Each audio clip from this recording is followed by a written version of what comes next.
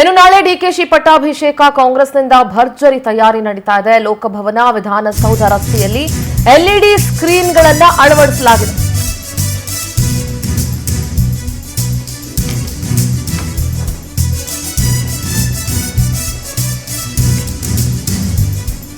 ಲೋಕಭವನದ ರಸ್ತೆಯಲ್ಲೂ ಹೆಚ್ಚು ಜನರು ಸೇರುವ ಸಾಧ್ಯತೆ ಇರೋದ್ರಿಂದ ವಿಧಾನಸೌಧದಿಂದ ಲೋಕಭವನದವರೆಗೂ ಬ್ಯಾರಿಕೇಡ್ಗಳನ್ನು ಹಾಕಲಾಗಿದೆ.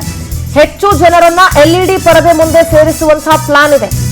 ಲೋಕಭವನದ ಗಾಜಿನ ಮನೆಯಲ್ಲಿ ಪ್ರಮಾಣ ವಚನ ಕಾರ್ಯಕ್ರಮ ಇರುತ್ತೆ. ಹಾಗಾಗಿ ಹೆಚ್ಚಿನ ಜನ ಒಳಗಡೆ ಹೋಗ್ಲಿಕ್ಕಾಗಲ್ಲ, ಲೋಕಭವನದಲ್ಲಿ ಸೇರ್ಲಿಕ್ಕಾಗಲ್ಲ. ಬರೀ ವಿಐಪಿಸ್ ಅಂಡ್ ವಿವಿಐಪಿಸ್ಗೆ ಮಾತ್ರ ಅವಕಾಶ ಇರುತ್ತೆ. ಆದ್ರೆ ಅದರ ನೇರ ಪ್ರಸಾರ ಕಾರ್ಯಕ್ರಮವನ್ನ ಎಲ್ಇಡಿ ಪರದೆಗಳ ಮೂಲಕ ವೀಕ್ಷಣೆ ಮಾಡುವಂತಹ ಅವಕಾಶವನ್ನ ಮಾಡಿಕೊಡೋದಕ್ಕೆ ಈಗ ಕಾಂಗ್ರೆಸ್ ಸಿದ್ಧತೆಯನ್ನ ಮಾಡ್ಕೊಳ್ತಾ ಇದೆ. ಹೀಗಾಗಿ ಪ್ರಮುಖ ರಸ್ತೆಗಳಲ್ಲಿ ಎಲ್ಇಡಿ ವಾಲ್ಗಳನ್ನು ಹಾಕ್ತಾ ಇದ್ದಾರೆ, ಎಲ್ಇಡಿ ಸ್ಕ್ರೀನ್ಗಳನ್ನು ಹಾಕ್ತಾ ಇದ್ದಾರೆ. ಎಲ್ಲೆಲ್ಲೂ ಫ್ಲೆಕ್ಸ್ಗಳು, ಬಾವುಟಗಳು, ಬ್ಯಾನರ್ಗಳು ರಾರಾಜಿಸ್ತಾ ಇದ್ದಾವೆ.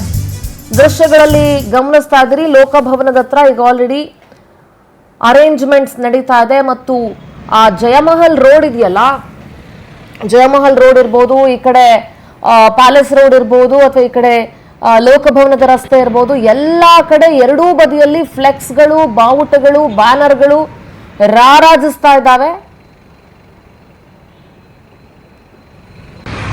ನಾಳೆ ಡಿಕೆ ಶಿವಕುಮಾರ್ ಅವರ ಪಟ್ಟಾಭಿಷೇಕಕ್ಕೆ ಸಕಲ ರೀತಿಯಲ್ಲೂ ಸಿದ್ಧತೆ ನಡೀತಾ ಇದೆ.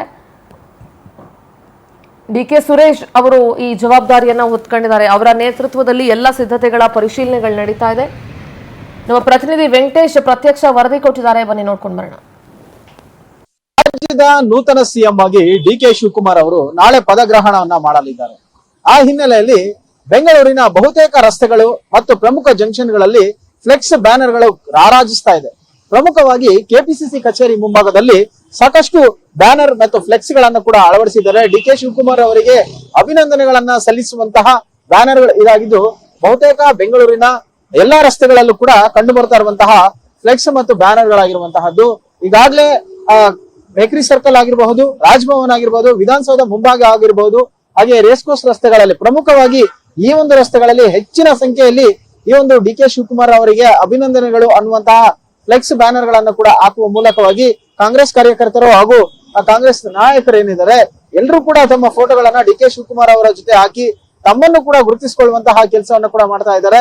ಅದರಲ್ಲಿ ಸದ್ಯ ಈಗಾಗಲೇ ಏನು ಸಾಕಷ್ಟು ಜನ ಅಭಿಮಾನಿಗಳು ಸೇರಿದಂತೆ ಕಾಂಗ್ರೆಸ್ ಕಾರ್ಯಕರ್ತರು ಕೂಡ ನಾಳಿನ ಒಂದು ಪದಗ್ರಹಣ ಕಾರ್ಯಕ್ರಮಕ್ಕೆ ಆಗಮಿಸ್ತಾ ಇರುವಂತಹ ಹಿನ್ನೆಲೆಯಲ್ಲಿ ಇದು ಮತ್ತಷ್ಟು ಮೆರುಗನ್ನು ಕೊಡುವಂತಹ ಹಿನ್ನೆಲೆ ಈ ರೀತಿಯಾದಂತಹ ಫ್ಲೆಕ್ಸ್ ಗಳನ್ನು ಕೂಡ ಅಳವಡಿಸಿರುವಂತಹದ್ದು.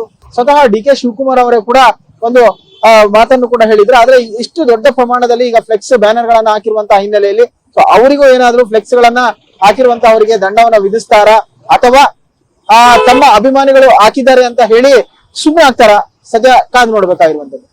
100% ಪ್ರಶಾಂತ್ ಜೊತೆ ವೆಂಕಟೇಶ್, ಪವರ್ ಟಿವಿ, ಬೆಂಗಳೂರು.